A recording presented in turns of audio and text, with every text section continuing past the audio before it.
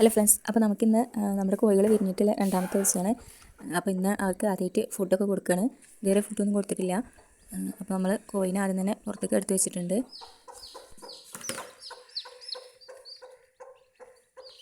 അപ്പോൾ ഇവർക്ക് കൊടുക്കാനായിട്ട് ഞാൻ വെള്ളം എടുത്തത് മഞ്ഞപ്പൊടിയും തുളസിൻ്റെ ഇലയും കൂടെ ഇട്ട് തിളപ്പിച്ചാക്കിയ വെള്ളമാണ്.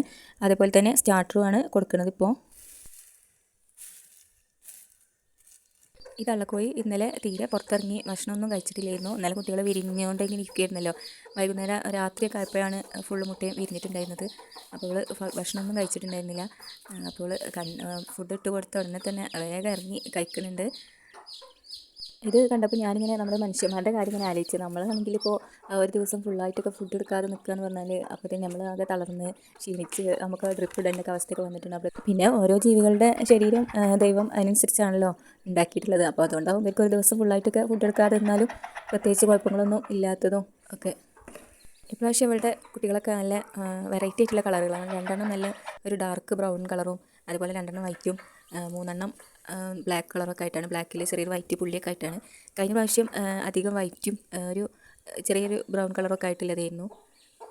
അപ്പോൾ ഇത്രയൊക്കെയാണ് നമ്മുടെ ഇന്നത്തെ വിശേഷങ്ങൾ.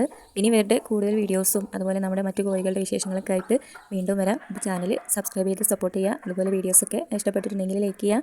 അപ്പോൾ താങ്ക്